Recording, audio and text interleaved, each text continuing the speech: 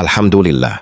Chers frères et sœurs bien-aimés, les circonstances que nous traversons aujourd'hui, tant à l'échelle collective que dans nos existences individuelles, entraînent un nombre croissant d'individus, hommes comme femmes, aînés comme adolescents, voire enfants, à ressentir une tristesse accrue, une anxiété profonde et des épreuves particulièrement lourdes qui engendrent stress, chagrin et tourments intérieurs. Comment pourrait-il en être autrement lorsque nous observons ce qui se déroule autour de nous?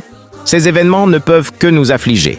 Conflits armés, crise sanitaire mondiale, dérèglements climatiques, flux incessant d'informations, soulignant la rudesse croissante de l'existence aux quatre coins de la planète. Et ce quelle que soit la foi, l'origine, la couleur de peau ou la nationalité de chacun. La vie devient manifestement plus ardue, y compris à travers nos difficultés quotidiennes, deuil d'un être cher, maladie, chômage, revers financier, et tant d'autres épreuves qui accentuent notre tension et notre inquiétude. Certaines personnes sombrent dans la dépression, d'autres doivent recourir à des traitements médicamenteux. Hélas, beaucoup cherchent des réponses dans de fausses directions, s'égarent et s'enlisent davantage, incapables de refaire surface. Une forme de panique collective s'installe. Le passé nous hante. L'avenir nous terrifie. En tant que croyants, nous pouvons affirmer que l'une des causes principales de cette angoisse généralisée réside dans le fait que nous n'avons pas pleinement intégré deux vérités essentielles, parmi d'autres, mais surtout celle-ci.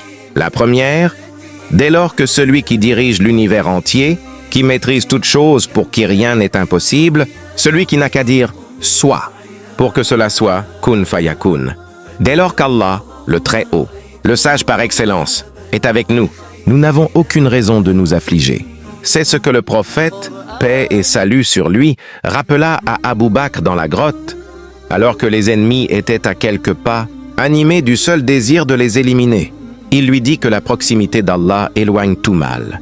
Les mécréants étaient près d'eux, mais Allah était plus proche encore et il écarta leurs menaces. Cette proximité divine transforma une peur intense en une délivrance devenue source de réconfort pour des générations de musulmans. La clé réside dans cette intimité avec notre Seigneur. Plus nous nous rapprochons de lui, plus les épreuves s'éloignent, devenant de lointains souvenirs. Inch'Allah, nous serons préservés. Rien ne pourra alors nous atteindre véritablement, car une issue et une réussite nous attendent toujours. Allah le répète 2 fois dans le Coran. Certes, avec la difficulté vient la facilité. Certes, avec la difficulté vient la facilité. Une seule difficulté, mais 2 facilités promises. La seconde vérité. Nous n'avons peut-être pas assez réalisé qu'il faut non seulement cultiver cette proximité avec Allah, mais aussi vivre pleinement l'instant présent. Le passé, aussi sombre soit-il, n'est qu'un souvenir. Il doit servir de leçon pour mieux vivre aujourd'hui, sans nous tourmenter pour un avenir qui, peut-être, n'adviendra pas. Existe-t-il une garantie que nous serons encore là ce soir, sans parler de demain? Pourquoi alors nous inquiéter pour l'inconnu? C'est là une ruse de Satan. Il nous fait miroiter des scénarios effrayants, nous promet la misère, la ruine, l'incapacité de subvenir aux besoins familiaux, le pousse au mal. Mais Allah, le très grand, le généreux, l'omniscient, nous promet le pardon et sa grâce abondante. Quiconque, démon ou être humain, cherche à nous effrayer pour l'avenir, partage la même mission que Satan, nous plonger dans la peur. Tournez-vous plutôt vers ceux qui voient le positif, qui vous invitent à vivre au jour le jour. Aujourd'hui, tu es en bonne santé. Alhamdulillah. Tu as de quoi manger, alhamdulillah. Tu as un toit, alhamdulillah. Tu fais partie des plus comblés de cette terre. Le prophète, paix et salut sur lui, nous a enseigné. Sois dans cette vie comme un étranger ou un voyageur. Le voyageur ne se projette pas à 6 mois. Il profite de l'instant, conscient qu'il rentrera bientôt chez lui. Notre véritable demeure est l'au-delà. Ici-bas, nous vivons, mais sans nous torturer l'esprit. Cela ne signifie pas renoncer au plaisir licite ni négliger la préparation de l'au-delà. Simplement, l'angoisse n'apporte rien. Le mal n'engendre que du mal. La patience attire la patience, le bien facilite le bien. Le compagnon Abdullah ibn Omar rapportait « Le soir n'attend pas le matin.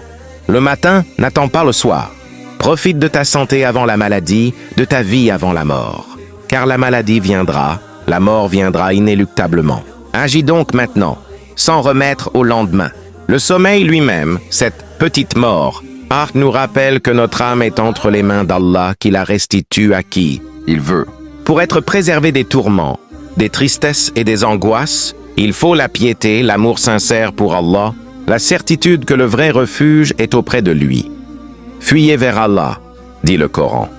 Plus nous le craignons avec respect, plus nous nous réfugions dans sa miséricorde infinie. Lui qui nous aime plus que nos propres parents, Ar-Rahman Ar-Rahim, dont chaque sourate commence par l'évocation de la miséricorde. Comme l'enfant triste court vers sa mère, courons vers Allah. Nos larmes sécheront, notre cœur s'apaisera. L'épreuve abonde. Le prophète lui-même, face aux épreuves, se tournait immédiatement vers la prière, la prosternation, la glorification d'Allah. Allah ne charge aucune âme au-delà de ses forces. Toute épreuve est supportable avec son aide. Quand elle survient, dit « Nous appartenons à Allah et à lui nous retournons ». Allah connaît notre angoisse, comme il la connaissait pour son messager, et il prescrit le remède. Exalter son nom, se prosterner, l'adorer jusqu'à la certitude de la mort. Enfin, Alhamdulillah pour les épreuves elles-mêmes. Elles dissipent le brouillard de l'ingratitude et révèlent les innombrables bienfaits que nous avions banalisés, santé, famille, nourriture, toit, vue, oui, good, proche, des trésors inestimables que l'argent ne saurait acheter. Le prophète nous conseilla de regarder ceux qui ont moins que nous afin de ne jamais minimiser les faveurs divines. Une grave maladie fait soudain paraître insignifiant tous les soucis matériels antérieurs. Sa guérison ravive une gratitude profonde. Ne réservons pas notre invocation à Allah pour les moments difficiles. Celui qui le rappelle dans l'aisance, Allah le soutiendra dans l'adversité. Qu'Allah prie sur le prophète, comme il nous l'ordonne.